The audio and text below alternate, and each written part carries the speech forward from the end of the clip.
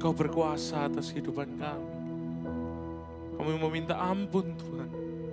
Apabila selama ini kami berusaha menguasai hidup kami dengan tidak mempercayai. Kami memohon ampun atas segala tinggi hati kami, rasa sombong kami, ego kami. Kami mohon ampun Tuhan. Dan biarlah Engkau sendiri hari ini yang bertahta, berkuasa, dan berdaulat atas hidup kami.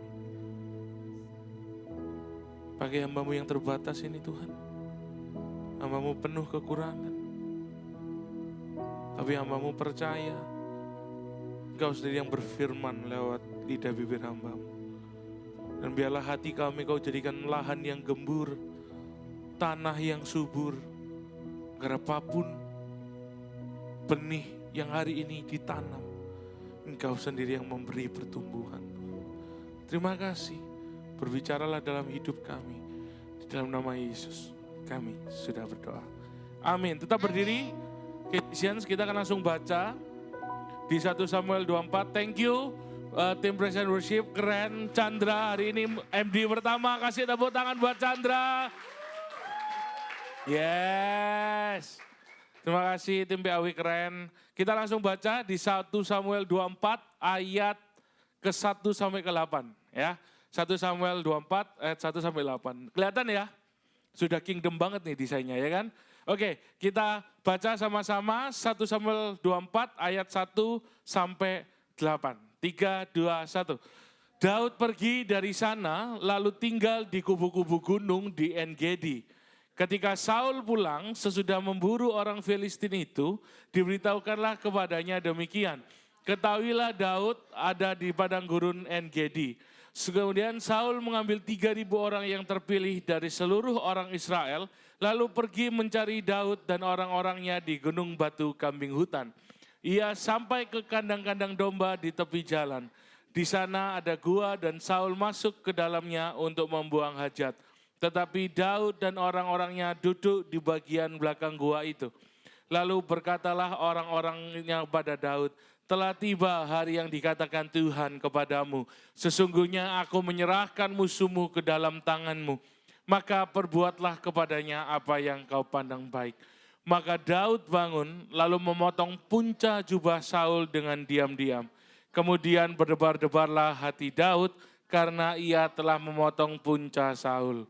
Lalu berkatalah ia kepada orang-orangnya, dijauhkan Tuhanlah kiranya daripadaku untuk melakukan hal yang demikian kepada Tuanku, kepada yang diurapi Tuhan yakni menjamah dia, sebab dialah orang yang diurapi Tuhan.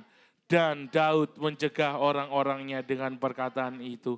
Ia tidak mengizinkan mereka bangkit menyerang Saul. Sementara itu Saul telah bangun meninggalkan gua itu, hendak melanjutkan perjalanannya. Silakan duduk, Christians. Yes. Happy Valentine buat yang jomblo-jomblo. Buat yang bukan jomblo maksudku. Ya. Soprit dulu. Oke. Kita langsung masuk ke diskusi kita tanpa berpanjang lebar karena ini mungkin pertama kali ya. Diskusi dengan pertanyaan yang sangat abstrak. Jadi tema diskusinya adalah tebak apa yang akan aku khotbahkan hari ini. Dari bacaan 1 Samuel 24 ayat 1 sampai 23, kira-kira apa yang akan dikhotbahkan hari ini? Oke? Kenapa kok ini abstrak? Aku tahu mungkin kalian bakal berpikir, mungkin guys bakal, wah ini kan males mikir pertanyaan toh bes. Bukan. Tapi aku pengen kita memiliki sebuah sudut pandang seperti pengkhotbah.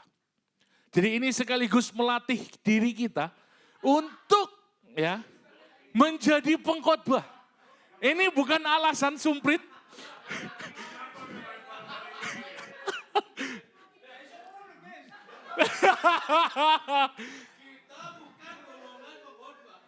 Karena hari ini akhir bulan akan ada home preacher baru. Ini memberikan kita jemaat-jemaat untuk bisa punya POV seperti pengkhotbah. Oke? Karena soalnya ini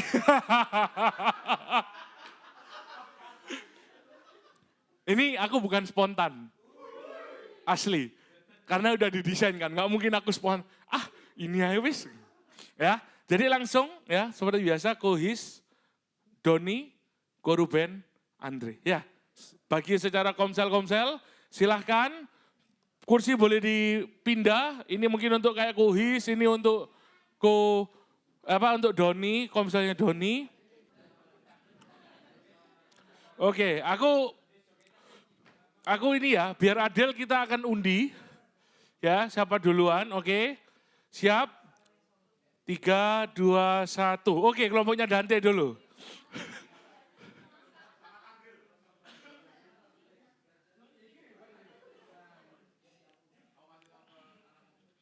Cahaya aman ya Pak ya? Cahayanya aman ya? Oh aman. Oke, kelompok Bataku. Siapa yang maju? Pepel, oke. Kasih tepuk tangan buat Pepel. Baik, jadi dari diskusi ini kita mendapatkan satu highlight gimana ketika kita benar-benar merasakan dan mengalami kasih Tuhan, maka sikap sesama terhadap kita nggak pengaruhi kasih yang akan kita berikan. Dan di sini kayak keputusan Daud untuk nggak membunuh Saul itu bikin Saul untuk berubah mindsetnya juga. Dan di sini nggak cuma Daud yang berproses, nggak cuma Saul yang berproses, tapi juga Daud. Kalau dari Daud berproses untuk merendam egonya, dan Saul pun berproses untuk ya berubah mindset tadi, dan juga Saul pun juga mendapat POV, dapat pengampunan seperti Yesus sudah mengampuni. Sekian, terima kasih. Yes, baik, terima kasih. Selanjutnya,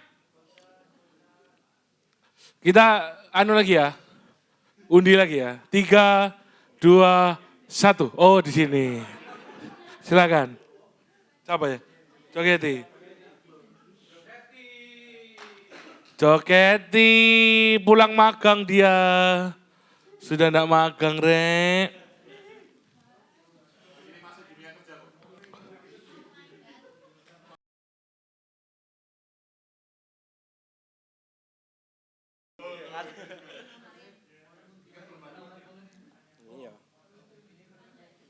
Ya, cek. Oke. Jadi yang tadi kita ada Oke, jadi yang tadi kita dapat dari komselnya Kak Don ya. Itu tadi kayak Daud itu menghormati otoritas yang ditetapkan Tuhan. Terus habis itu tetap dalam kebenaran. Daud tetap dalam kebenaran sama Daud percaya kalau Tuhan akan menepati janjinya. Kayak gitu. Nah, ya itu inti khotbah yang akan dikhotbahkan oleh Ko Andre. Itu menurut komsel kami ya.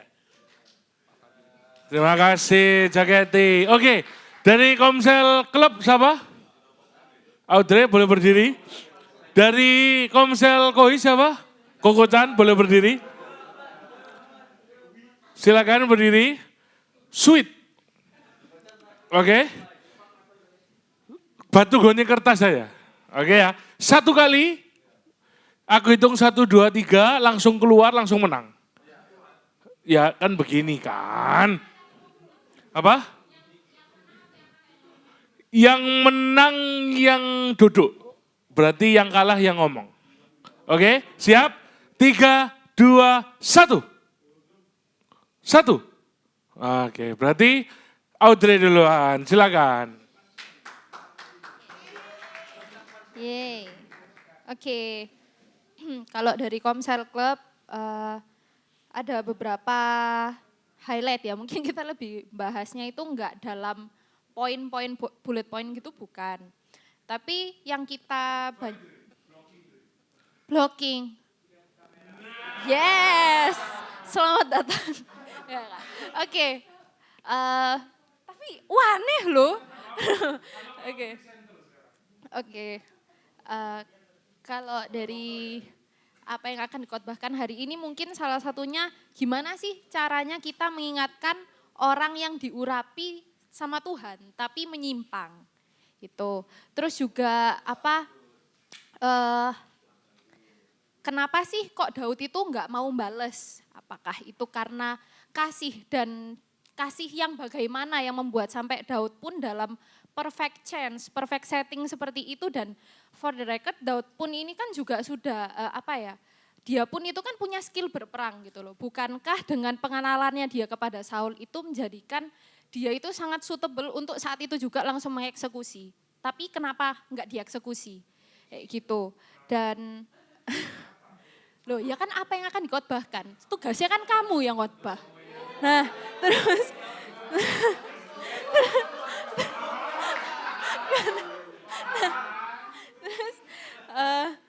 terus dengan kayak gini juga salah satu highlight adalah alasannya adalah karena Saul ini kan diurapi oleh Tuhan gitu ya. Berarti kan Tuhan ini kan mengutamakan apa yang jadi Daud ini mengutamakan apa yang menjadi kehendak Tuhan gitu loh. Menunjukkan bahwa Daud ini benar-benar mengutamakan apa yang Tuhan inginkan dan hidup untuk Tuhan. Mungkin itu dari klub. Terima kasih. Thanks, Dre. Wah, memang agak... Silakan, Chan. Koko Chan. Oke. Dari kelompok kami.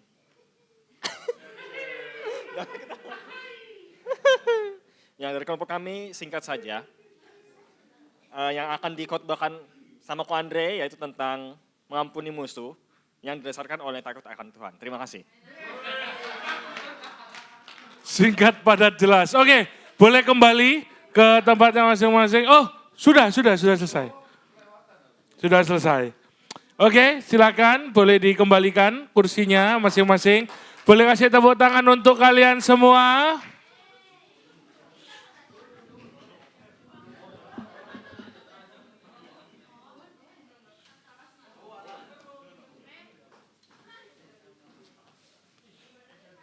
Oke.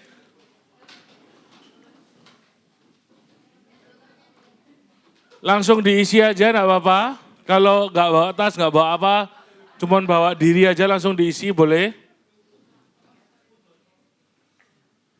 Nah ini KGC kelihatan penuh ini. Biasanya kelihatan sepi kan, ini kelihatan penuh. Itu Enggak tahu, belum lihat counternya. Hari ini berapa? Berapa, Dre? Oh, lumayan lah 29. Hari ini 29 orang. Tapi kelihatan penuh juga kok. Asik lah. Oke, sambil nunggu teman-teman. Jadi thank you para Kejisin semua dari 4 komsel ini yang sudah berusaha, yang paling berusaha Koko Chandra ya kelihatannya ya. Menebak apa yang akan dikhotbahkan hari ini. Dan to be honest, apa yang dikhotbahkan hari ini itu tidak jauh dari apa yang kalian sampaikan sebelumnya. Jadi memang berarti ini KGC semua sudah siap untuk punya POV seorang preacher gitu ya. Apa jangan-jangan Bang Chan habis ini jadi preacher ya kan?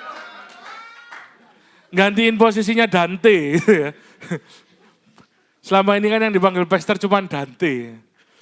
Oke, karena ayat ini panjang banget, ini udah selesai semua ya berarti ya, harusnya ya.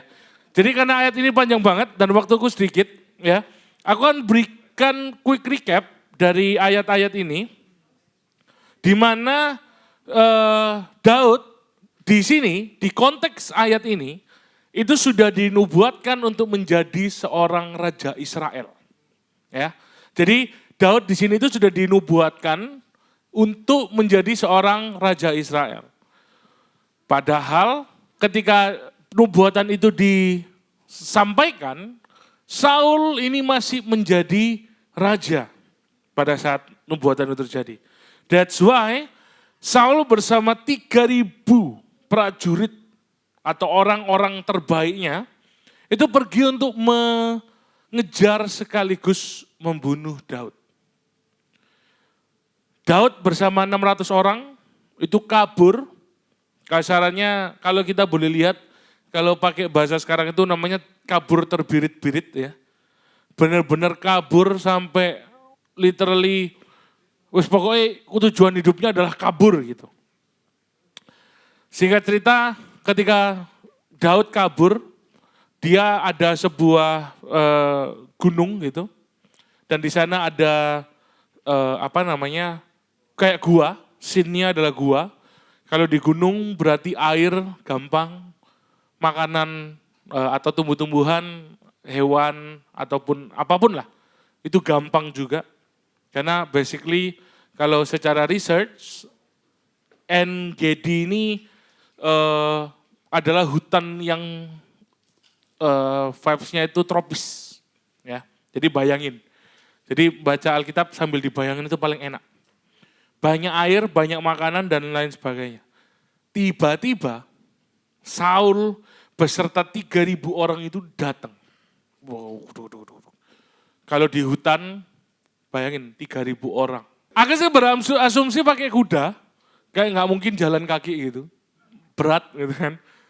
Naik kuda pasti kan suaranya kan gurduk gitu. Terus dia sembunyi di goa mungkin. Bukan mungkin, pasti. Cuman karena dengar suara itu dia langsung sembunyi gitu maksudnya.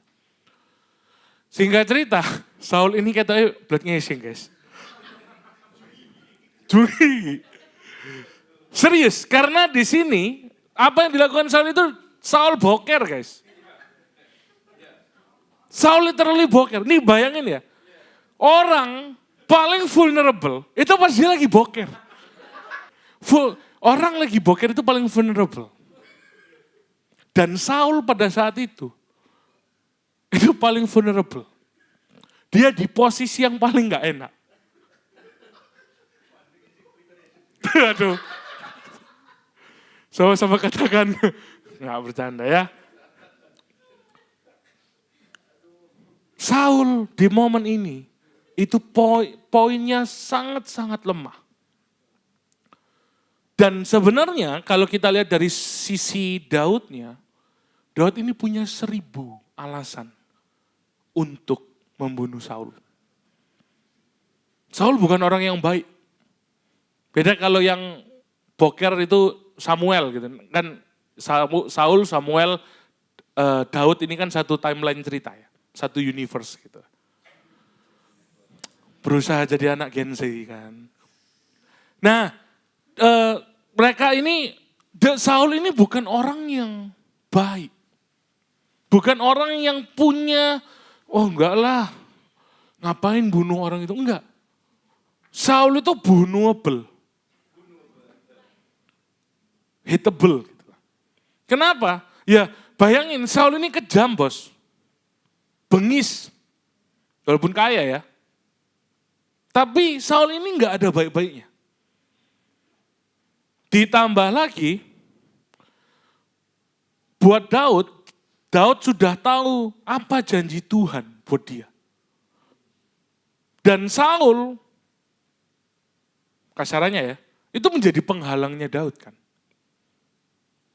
Weh, Yosua, kamu bakal jadi koordinator KGC Royal Resident.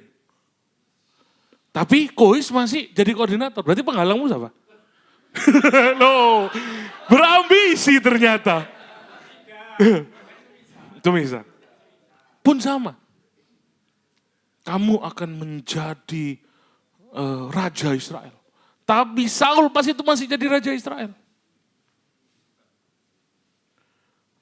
Kalau dalam POV Daud, dengan dia membunuh Saul, seketika pula itu harusnya Daud langsung menggenapi janji Saul, betul? Janji Tuhan. Karena apa? Penghalang Daud ini hilang kan? Apalagi, jadi pesan moralnya, Alkitab di sini mau ngajarin kita juga, akan ada satu teman kita yang akan bawa nama Tuhan gitu, dalam kehidupan kalian. Temennya dia bilang, the man of David, orangnya Daud itu bilang, sesungguhnya aku menyerahkan musuhmu ke dalam tanganmu. Maksudnya Tuhan ya. Dia bawa tuh, temennya tuh ngomong, lihat entah, Tuhan menyerahkan musuhmu ke dalam tanganmu. Maka perbuatlah kepadamu apa yang kau pandang baik. Itu temennya. Salah satu orangnya. Nah, that's why judul sermonku hari ini adalah forgive not forgotten. Ya, forgive not forgotten. Ada 2 poin. Kita masuk ke poin yang pertama, the heart of David. Kira-kira kalau melihat dari overview-nya seperti itu.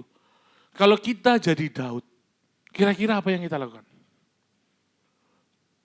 Ya, tebas lehernya pasti.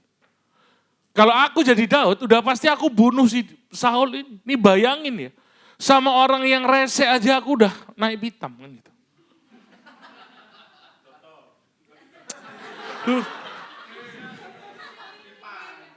Dipancing. Apalagi sama orang yang ngejar-ngejar aku mau bunuh aku. Wih, orang ini yang mau bunuh aku, Pak. Wah, ini musuh bebuyutanku, Pak. Dia yang bikin hidupku sengsara, Pak. Aku harus tinggal hidup dalam pelarian. Aku harus berusaha mencari keselamatanku sendiri. Pasti, apalagi ada satu temannya, satu orangnya yang bilang, Tuhan menyerahkan musuhmu kepadamu. Waduh, bayangin. Kalau aku jadi Daud, pasti tebal itu Saul. Tapi lihat, apa yang dilakukan Daud, itu sangat-sangat luar biasa. Ini ya, next. Maka Daud bangun, lalu memotong punca jubah Saul secara diam-diam.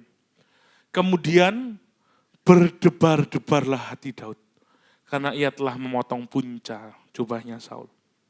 Lalu berkatalah ia kepada orang-orangnya, dijauhkan Tuhanlah kiranya daripadaku untuk melakukan hal yang demikian kepada Tuanku. Kepada orang yang diurapi Tuhan, yakni apa? Menjamah dia. Sebab dialah orang yang diurapi Tuhan. Dan Daud mencegah orang-orangnya dengan perkataan itu. Ia tidak mengizinkan mereka bangkit menyerang Saul. Lewat ayat ini Daud itu sebenarnya tahu, dia nggak mungkin nggak tahu bahwa dia akan menjadi pemilik tertinggi tata Israel. Tapi walaupun tahu hal itu, dan Daud pun juga tahu bahwa Saul adalah penghalangnya, tapi dia juga tahu bahwa ketika dia membunuh Saul, tindakannya dia membunuh Saul itu adalah tindakan yang tidak tepat. Karena apa? Karena yang mengangkat Saul jadi raja siapa? Tuhan sendiri. Saul jadi raja itu bukan kayak pilpres, coblos, tidak. Saul dipilih jadi raja karena Tuhan berkehendak atas dia. Tuhan meridhoi Saul. Sama-sama katakan meridhoi. Kak Wani, bos. Mimbar suci ini. Enggak bercanda. Tapi gini. Dengar baik. Daud dengan sadar bahwa ketika dia membunuh Saul, dia itu sedang tidak menghormati Allah. Dan Daud dengan tidak membunuh Saul, Daud ini mencoba untuk memenuhi janji Allah melalui ketaatannya. Tuhan ini udah janji nih ke Daud. Kalau cuman berdasarkan klaim janjinya saja, Daud halal ngebunuh Saul. Tapi Daud enggak. Daud menolak untuk mencoba, untuk memenuhi janji Allah melalui ketidaktaatannya. Anyway, tahun ini Kayla umur 4 tahun. Tahu Kayla ya, Kayla itu anakku, buat belum yang tahu.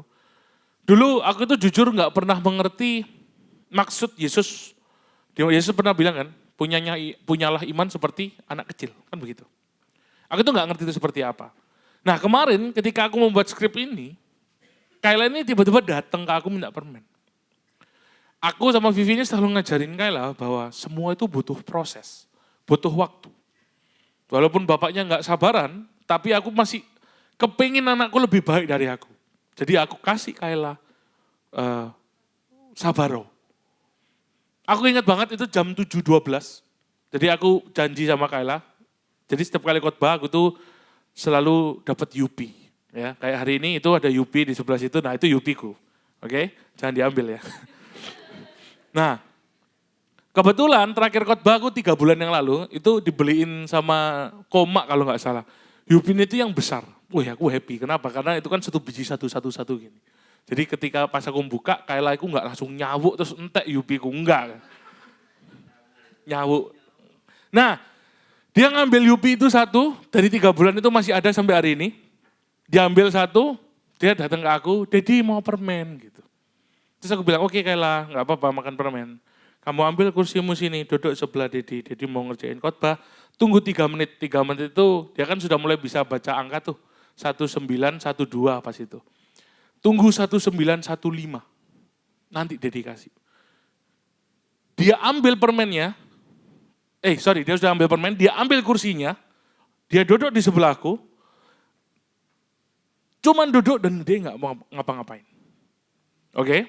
Sampai sini menurut kita sebenarnya biasa aja.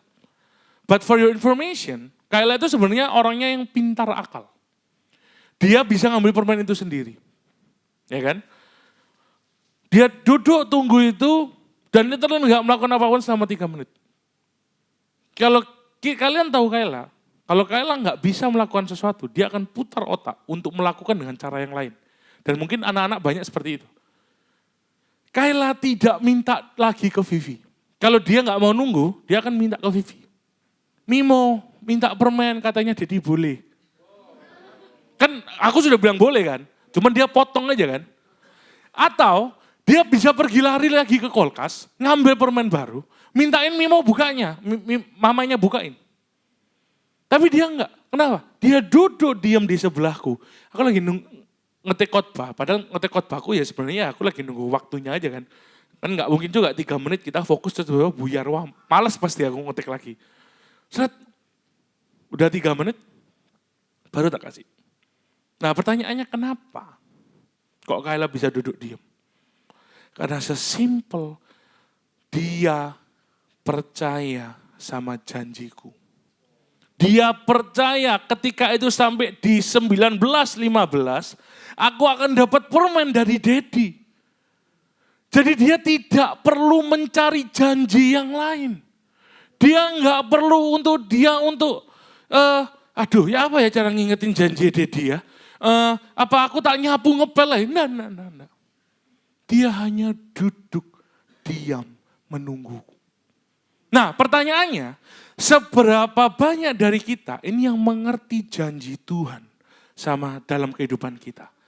Tapi kita mencoba bertindak untuk memenuhi janji Allah itu sendiri. Apa sih janji Tuhan? Tahu nggak? Janji Tuhan itu singkat padat jelas. Tuhan berjanji bahwa hidup kita itu aman di dalam Dia. Dan pengharapan kita nyata di dalam Dia. That's it. Tapi bukankah kita sering merasa bahwa hal itu enggak cukup? Kita berusaha mencari keamanan kita sendiri. Lewat uang, lewat nilai, akademis, lewat nama baik. Dan ironisnya, seringkali kita ini selalu menjadi Allah dalam kehidupan kita. Kita ini merasa kita ngerti semua hal yang baik buat kita. Sehingga kita merasa Tuhan itu sekarang nggak ngerti ya kondisiku. Duit di bank ini tinggal sekian. Aku nggak tahu besok makan apa. Tuhan nggak ngerti ya kondisiku ya apa. Aduh Tuhan ini nggak ngerti ya. Aku ini kalau nilaiku IPK aku ini 3,8 aku dapat PS5.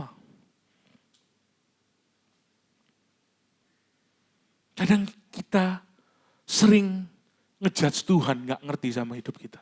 Padahal sebenarnya kita yang nggak ngerti apa yang terbaik buat kita. Kita nggak ngerti. Karena apa? Karena ya sesering kali kita main jadi Tuhan dalam hidup kita.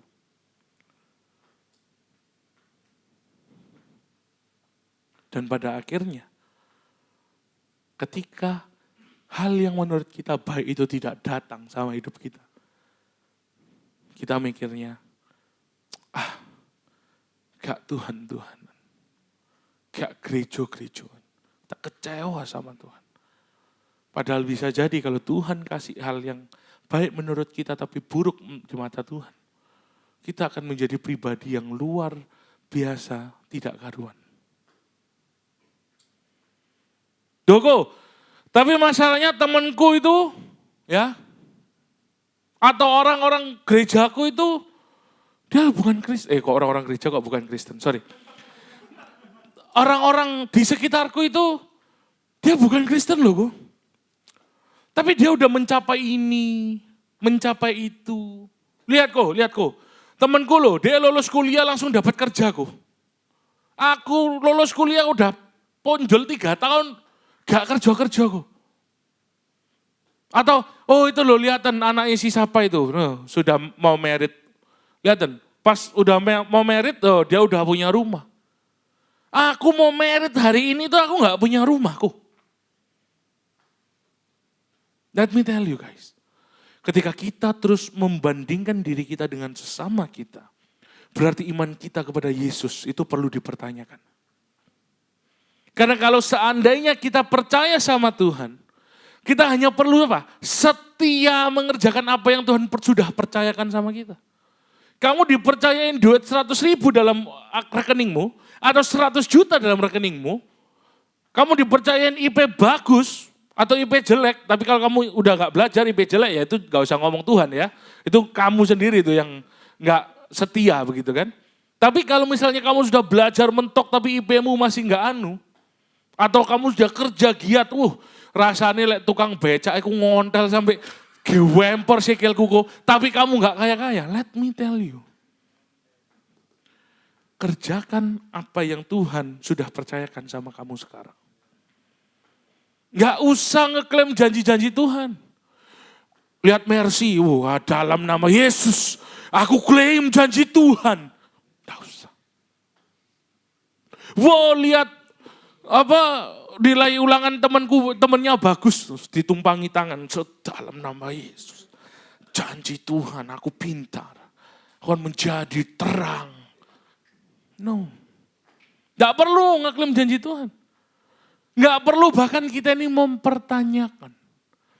Kita disclaimer dulu. Ini bukan berarti kita nggak mempertanggungjawabkan iman kita dan mempelajari dan merenungkan firman Tuhan atau pribadi Tuhan. Tidak. Bukan di situ konteksnya. Konteksnya adalah nggak perlu doain janji-janjinya Tuhan. Nggak perlu ngeklaim janjinya Tuhan. Tuhan lek janji itu pasti ditepati. Apapun. Dan janjinya juga jangan cuman janji Tuhan kan cuma buat kita aman dan harapan kita ada, ya kan? Tuhan janji gak kita kaya? Tuhan janji gak kita magna cum laude? Gitu. Gak janji, bos. Itu remeh-temeh. Jadi konteksnya di sini adalah janji Tuhan itu ibarat hak prerogatif Tuhan sama kita. Kita tidak punya hak apapun untuk ngeklaim janji itu. Kita nggak usah, karena itu hak prerogatifnya Tuhan. Pun sama, Daud itu hanya mengerjakan apa yang Tuhan percayakan buat dia. Daud tidak berusaha klaim janji Tuhan. Karena apa? Karena ketika kita percaya sama Tuhan, yang harusnya kita kejar itu pribadinya, bukan janjinya. Itu yang harus kita lari, kita harus berjuang buat apa? Dapetin pribadinya, pinggirkan janjinya, bukan janjinya. Kalian ngejar cewek ini Valentine kemarin nembak, siapa yang kemarin nembak? Enggak ada ya. Yang jomblo tetap jomblo, yang sudah pacaran masih pacaran. Kalau dulu aku ngejar istriku, yang aku kejar siapanya? Ya Vivi-nya. Masa aku ngejar janjinya Vivi? Kan jatuhnya kan matre, ya kan? Wah, janjinya Vivi apa? Ini kamu akan kurus gitu. Masa aku ngejar janjinya Vivi? Nah, ini kan bukti aku tidak mengejar janji kan. Dengan kita tidak klaim janji Tuhan, ini adalah bentuk dari sebuah aplikasi kita mempercayai Tuhan. Tapi di sisi lain, ketika kita sudah tahu janji Tuhan seperti apa, kita ini nggak boleh sembarangan ngambil kesempatan. Bahkan walaupun kesempatan itu terlihat sangat menggiurkan, kita lihat apa yang terjadi di Yesus. Yesus, apa janji Bapa ke Yesus? Tahu nggak? Nggak tahu? Namanya di atas segala nama. He will rule the world. Dia akan menjadi penguasa di dunia ini. Oke? Akan tetapi ketika Yesus setelah dibaptis, timeline-nya itu kalau nggak salah di Matius 9. Matius 8 atau 9? 9, Matius 9. Pokoknya setelah dibaptis, setelah Yesus dibaptis, dia puasa berapa lama? 40 hari. Di hari ke-40. Ingat apa yang terjadi sama Yesus? Yesus dicobai. Apa cobaan paling besar? Yesus sudah terima semua. Cobaan fisik. Kamu pasti lapar kan, ubah itu batu jadi roti. 1. 2. Cobaan keilahian. Jatuhkan dirimu dari ketinggian. Kalau kamu memang Tuhan, malaikat akan menangkapmu. Cobaan ketiga. Aku akan beri semua ini. Asal kau menyembah aku. Kalau Yesus mengambil kesempatan itu, kalau Yesus curang atau terburu-buru untuk ngeklaim janji Tuhan, itu akan menjadi sebuah kabar buruk buat kita. Kenapa? Mati kita guys.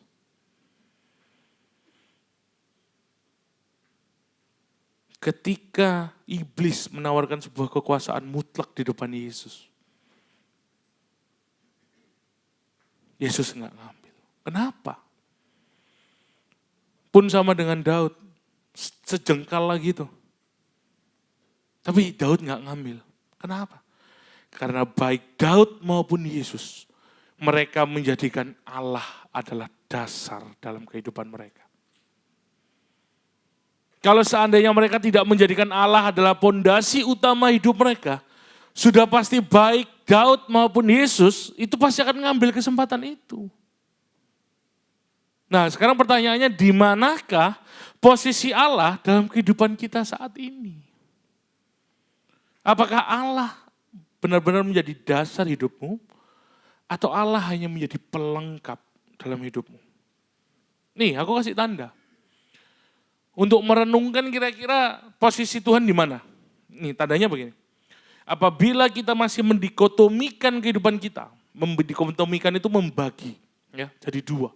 Dikotomi itu dua. Dua bagian. Kalau di gereja kita kan menjadi pribadi yang sangat rohani.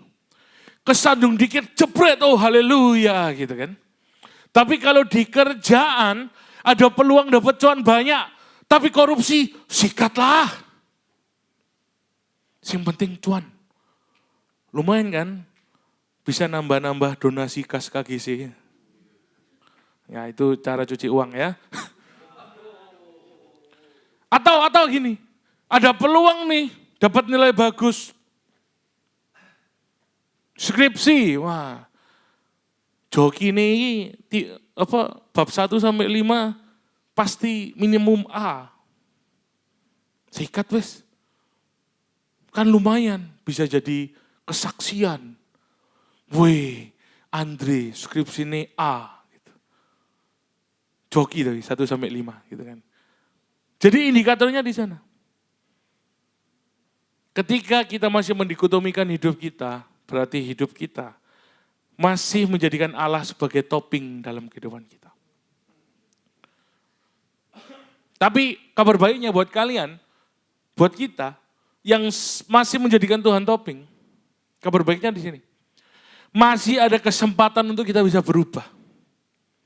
Karena masalahnya ya, sejatinya hati kita itu akan cenderung menjadikan Tuhan itu sebagai topping. Atau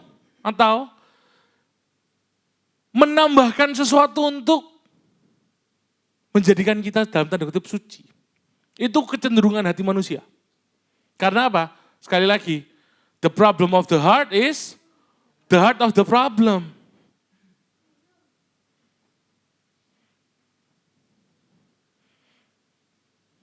Tapi kalau seandainya kalian hari ini sudah menjadikan Allah sebagai dasar pusat dalam kehidupan kita.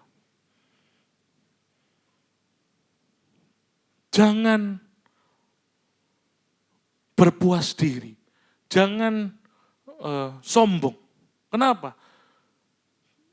Kalau kalian tidak menjaga hati kalian dengan Injil, tak jamin pasti jatuh juga. Berjaga-jagalah senantiasa. Itu poinnya di situ.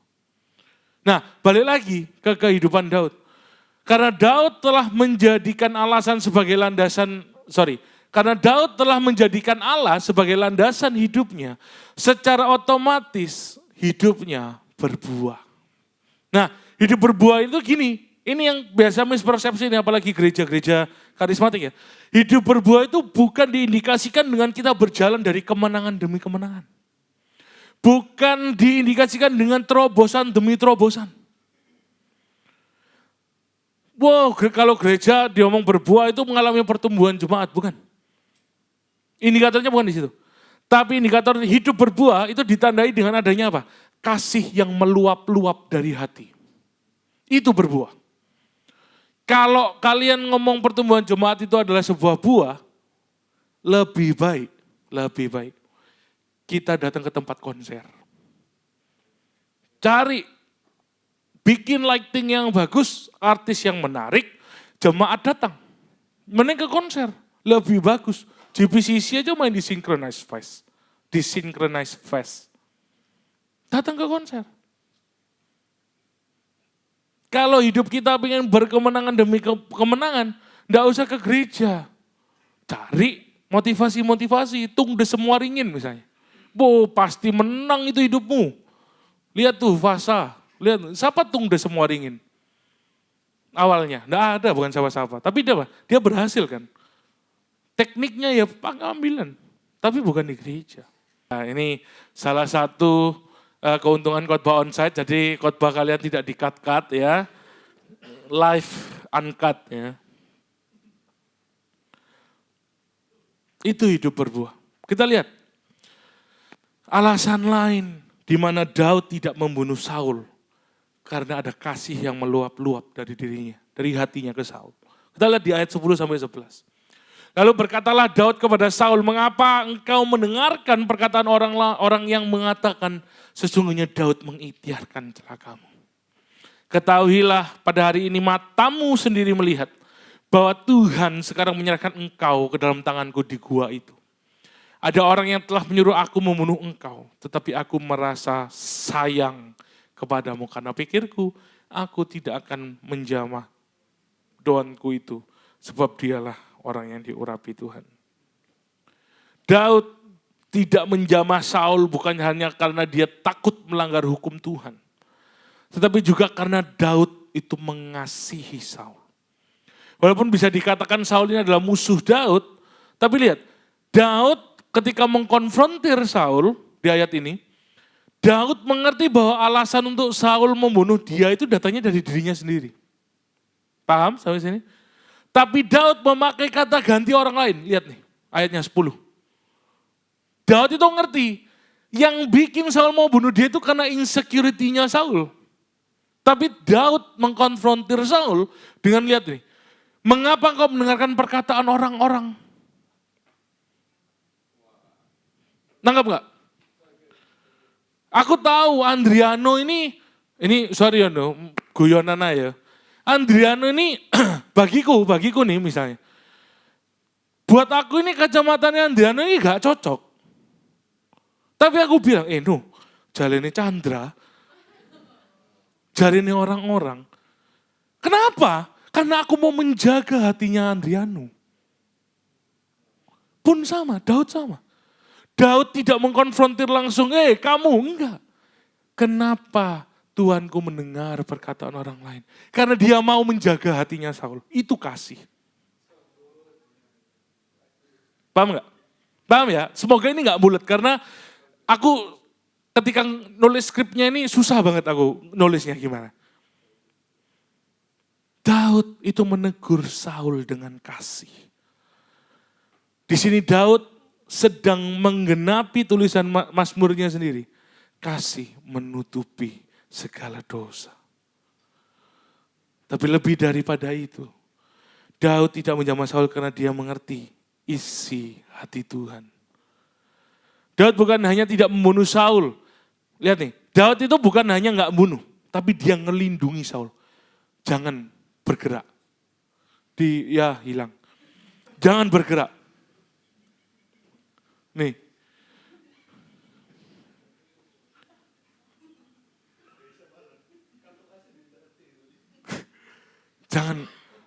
Jangan menjamah Tuanku itu. Ditahan, bos. Ditahan. Ini namanya extra miles. Extra miles itu apa sih? Dengan Daud nggak membunuh Saul itu sudah extra miles. Tapi dia melindungi Saul, itu lebih extra miles. Ini mungkin agak out of topic, tapi menurutku ini sebuah pastoral message yang menurutku perlu disampaikan. Haus guys, kering guys. Ketika mungkin jemaat modern mengungkapkan kritik dan evaluasi kepada pimpinan gereja, biasanya ayat ini yang dipakai. Jangan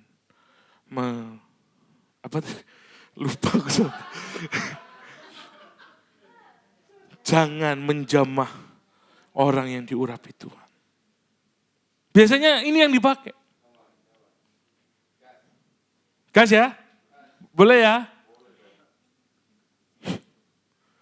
Biasanya kalau kita mengkritik dan mengevaluasi pendeta kita, yang tentunya yang ngomong ini itu oknum ya, oknum pendeta yang kalau dijadikan satu jadi sinode, ya, karena most likely begini, tapi nggak apa-apa, di GBI Rock tidak ada. Kamu anak muda tahu apa? Jangan mentang-mentang begini, begitu, dan lain sebagainya.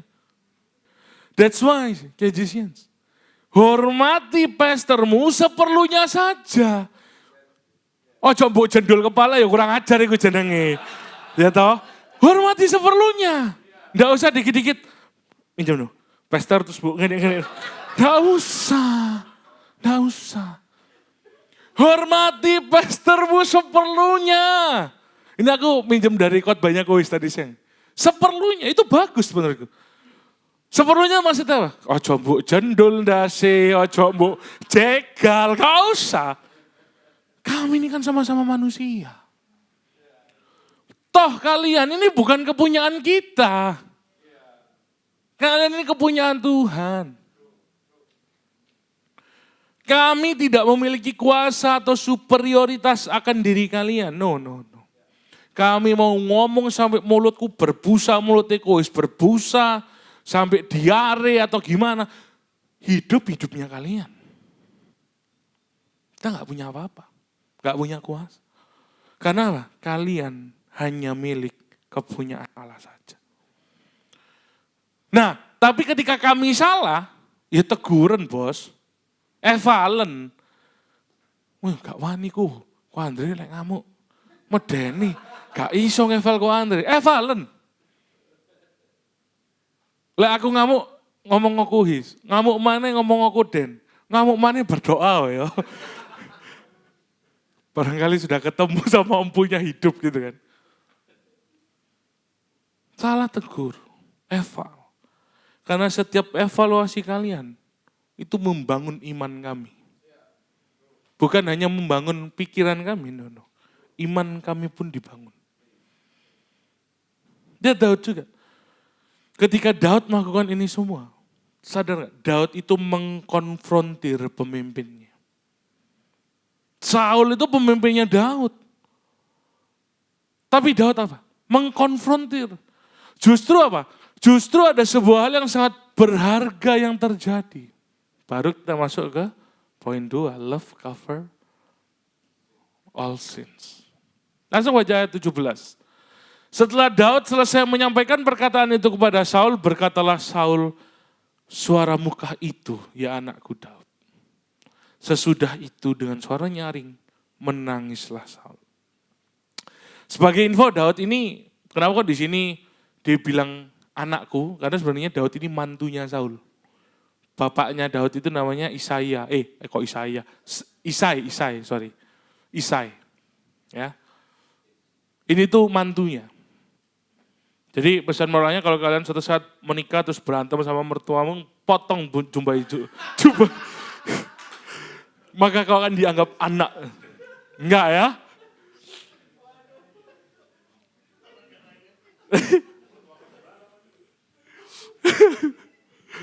Oke, back to topic. Lihat, ini respon pertama yang Saul keluarkan. Ini respon pertama. Ya. Respon pertama itu rata-rata natural dari hati. Betul? Agak jarang respon pertama itu gimmick. Walaupun David kadang gitu ya. Cuman jarang respon pertama itu gimmick. Pada awalnya, Saul ini sangat merasa tersaingi Daud. Sangat insecure, penuh kebencian. Tapi di momen ini, Saul berkata, suara mukah itu ya anakku. Lalu Saul menangis. Pemain musik boleh maju ke depan. Dan WL juga. Lihat nih, ketika Daud mengkonfrontir Saul, tahu nggak sih, Daud itu mengorbankan hidupnya. Kenapa? Kalau Daud diem aja di gua, Saul nggak akan pernah tahu Daud di situ, betul? Tapi lihat, Daud meresikukan nyawanya. Bisa jadi dia dibunuh seketika. Woi, Saul, trot mati bos. Tuh, bisa. Bisa. Tapi lihat ini, karena kasih, love covers all sin. Dia tidak memandang dalam tanda kutip hidupnya. Dia nggak memandang keselamatannya itu lebih berharga dari apapun. Dia lihatnya apa? Hubungan dengan Saul. Tapi bukan cuman konteks all sins, ini bukan cuman di Daudnya. Even di Saul. Ketika kita punya pikiran membunuh, dan kita sedang melakukan approach untuk membunuh, karena Daud dengan kasih menegur Saul, mengkonfront Saul. Saul yang niatnya awalnya menjadi mau membunuh si Daud. Tapi lihat, apa yang dilakukan Saul? Ini suara mukah anakku. Lalu Saul menangis. Love just not cover for our sins, but for their sin. Dosa yang di cover itu bukan cuma dosa kita, tapi dosa kepada siapa kasih kita dicurahkan. Termasuk dosanya Saul. Kita bisa lihat Alkitab mengajarkan kepada kita melalui peristiwa Daud dan Saul ini. Di mana ketika kita punya masalah kehidupan, ya, selesaikan itu dengan kasih. Seberapa banyak dari kita yang lebih banyak kabur ketika ada masalah? Atau jangan-jangan gini, kita sering banget diajarkan untuk kabur dari masalah. Dunia kan sering bilang begini kan, tinggalkan teman kamu yang toksik. Bertemanlah hanya dengan orang sukses kalau kamu mau sukses. Atau kalian pernah dengar gak peribahasa ini? Ini harusnya common, apalagi untuk orang Surabaya ya. Masalah besar dikecilkan, masalah kecil dihilangkan. Jangan dibesarkan dong. Peribahasanya gak gitu bos. Masalah besar dikecilkan, masalah kecil dihilangkan. Sorry guys. Peribahasa masalah besar dikecilkan, masalah kecil dihilangkan.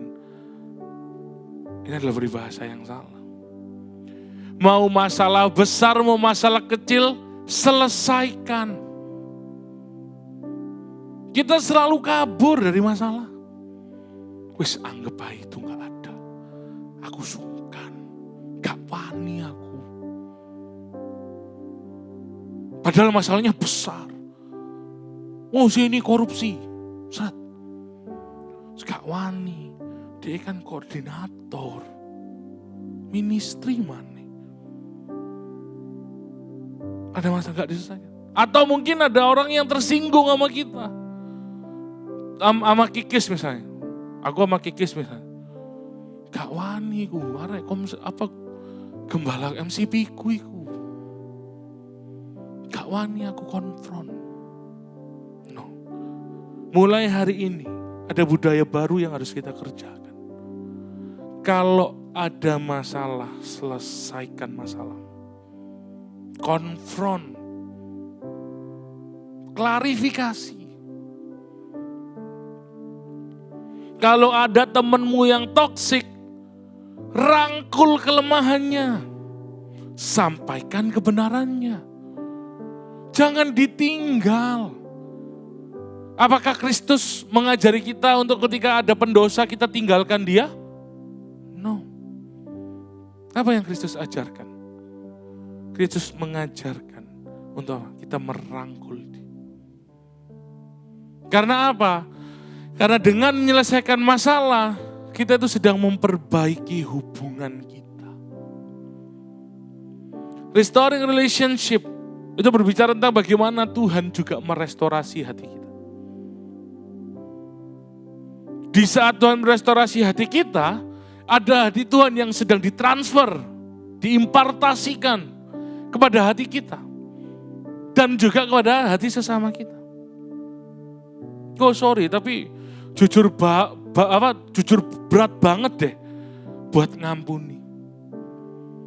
Orang tuaku itu terlalu jahat untuk diampuni.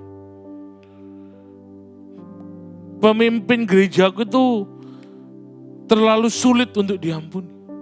Enggak ada alasan kok buat aku bisa mengampuni mereka, mengasihi mereka. Dengar baik, let me tell you. Pun dengan kita, enggak ada alasan buat kita untuk diampuni Tuhan.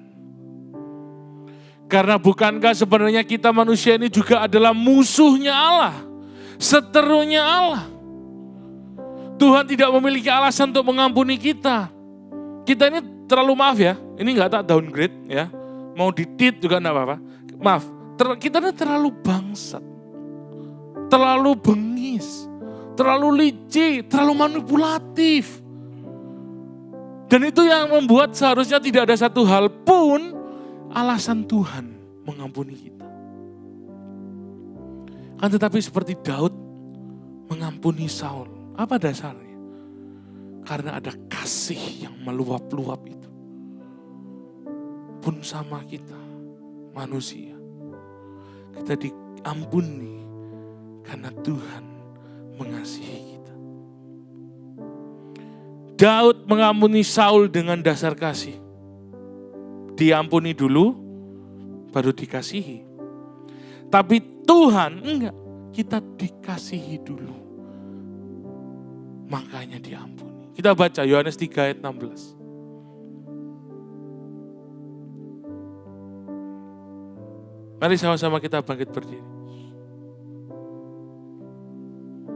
Baca ini dengan suara yang lantang, nyaring, dan pegang ini terus. 3, 2, 1.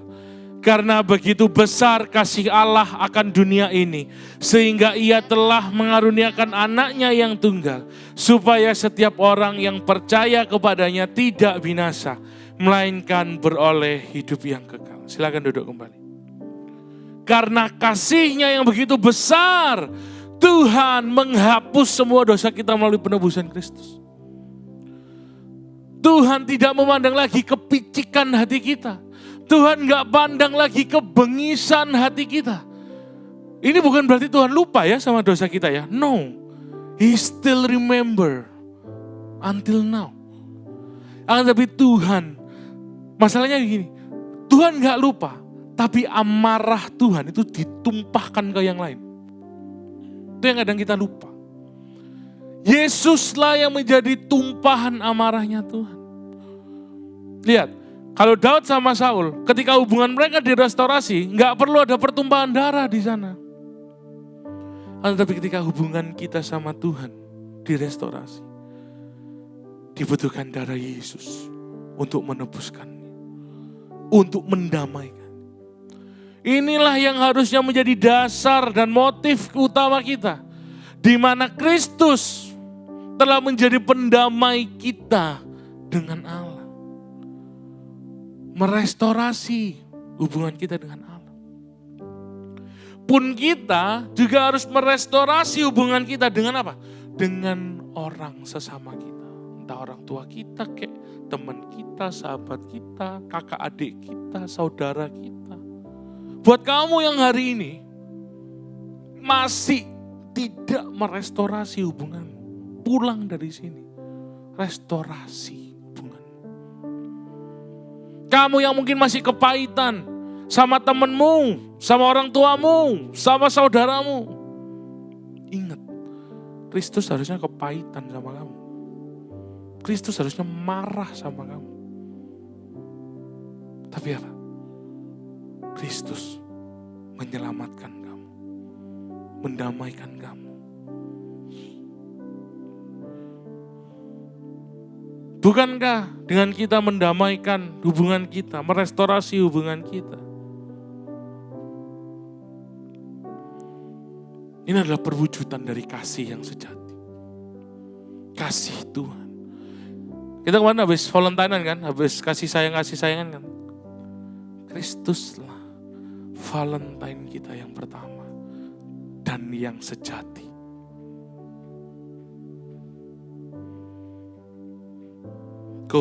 Tapi susah aplikasinya. True, susah.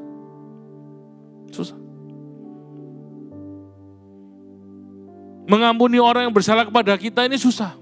I feel you guys.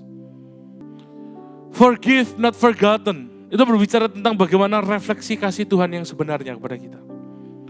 Tuhan itu gak melupakan dosa kita. Sekali lagi, Tuhan tidak melupakan dosa kita. Tapi kabar baiknya Tuhan memaafkan dosa kita. Pun ketika ada orang lain berbuat salah sama kamu, sehingga kamu merasa sakit, it's okay. Gak usah lupain. Masalah itu jangan dilupain. Jangan berusaha lupain. Jangan berusaha gak ada apa-apa. Nah. Selesai masalah itu dan maafkan orangnya. Forgive. Ajak ngomong, ajak ngopi. Hadapi dengan kasih. Mungkin hari ini kalian gak bisa melupakan apa yang sudah orang perbuat sama hidup kalian. Tapi hari ini aku encourage kita untuk memulai membuka hati dan memaafkan mereka sebagaimana Tuhan sudah memaafkan kita. Sekali lagi, ini bukan perkara mudah. Ingat Kohis kemarin khotbah, datang ke Tuhan, sampaikan ke Tuhan. Karena yang membuat kita mau dan mampu untuk memaafkan musuh kita, memaafkan sesama kita. Itu bukan kita, tapi Kristus yang dalam kita. Mari kita sama-sama tutup mata. Remember this, yet not I, but through Christ in me. Ada sebuah lagu judulnya itu tadi, yet not I, but through Christ in me. Ini yang menjadi gambaran bagaimana kehidupan kita kalau Kristus di dalam kita.